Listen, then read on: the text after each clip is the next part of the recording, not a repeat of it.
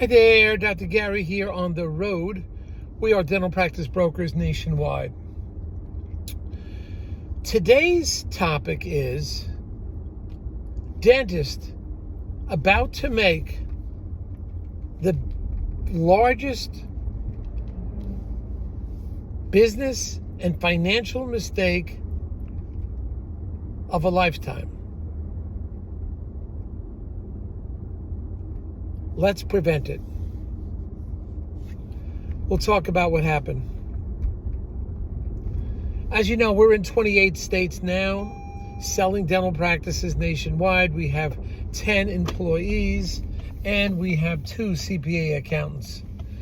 So we're quite busy, fortunately. We also have operations director and marketing. So we have a pretty good team now, and 5 development acquisition people. We're available from 8 a.m. East Coast time to 9 p.m. East Coast time. And you could reach us every day except Christmas and Easter. So please give us a call and we'll jump right on things for you. Now, our phone number is 201-663-0935. 201-663-0935. And our website is dentalpracticeguide.com or nationwidedentalpracticebrokers.com. So please give us a call, even if you just want to chat. Buyer, seller, it doesn't matter. We'll talk to anybody.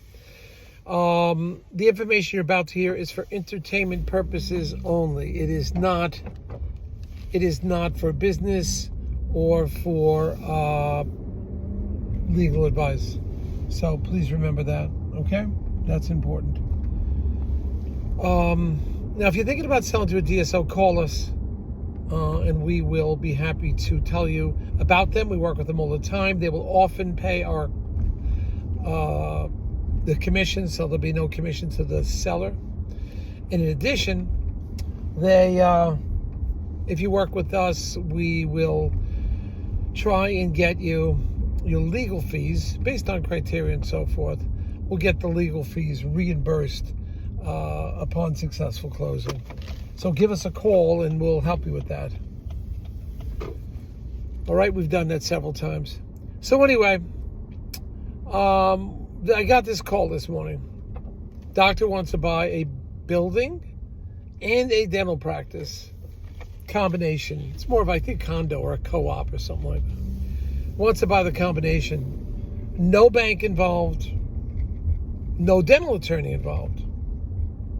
He's going to pay for the whole thing cash. Now, he calls me up and says, I have a dental contract written by wasn't a dental attorney, but written one of his buddies as an attorney. So his buddy, the attorney, wrote this contract up. And I said, and he wants my help in seeing if it's a great contract. I said, listen, I'm not an attorney. I know a lot about dental contracts. I'm not an attorney, and you need really legal advice. I can give you some opinions, but that's about it. I said, well, what's going on? I mean, what are you doing? Have you done the lien search on the seller yet? Since you're buying it cash, normally the bank would do that. He says, no, not necessary. I know the guy. I said, wait a minute. You're going to buy a dental practice and you're not going to do a lien search? I don't think that's very wise. He says, well, I know the guy. He's a good guy. He said, it could be a good guy. There could be a mistaken lien on the practice that you don't know about it. Or he bought a piece of equipment that was written off and then satisfied. The mortgage should have been satisfied, but nobody sent in mortgage satisfaction.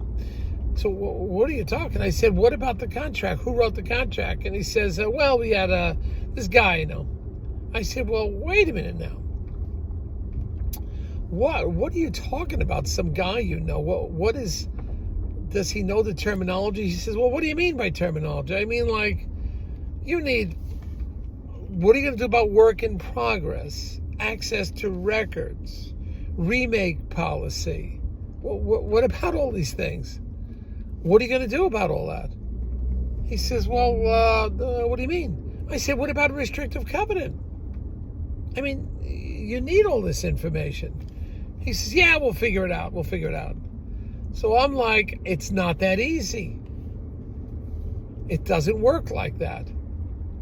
You've got to know what is in that contract. That contract has to protect you and the doctor for the next 20 years and your estate. So, no, this is not a boilerplate contract that a non-dental attorney can draw up. You've got to know what's going on. So I'm talking to him. He says, well, what else has to be in the contract? I said, there's so many things. It's work in progress, access to records, remake policy. What about the valuation of the equipment? You have to, that is when you sell a practice, there's equipment value, there's goodwill value, there's restrictive covenant value. You need all these things. He says, well, why is that important? I said, because you've got to know the allocation of purchase price. You really need a dental attorney. You can't do this with your friend that's never done dental before. What if there's a problem? He says, nah, I know the guy. He's a good guy, the dentist across the hall from me. I'm saying, no. That doctor could have a medical complication, not become the same person, is no longer in control of his faculties, and you're going to run into trouble. You're going to say, well, here's the guy I used to know. We handshook on it. Well, that's not the same anymore. You need a document, a binding document that you could refer to in the, over again and again. If something happens in 20 years from now, the only thing we have to look at is the document.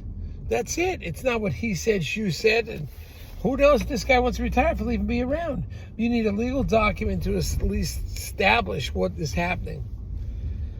So this guy, this gal, I can't believe they want to make this kind of mistake and save a few $1,000s on dental attorneys. It's just crazy.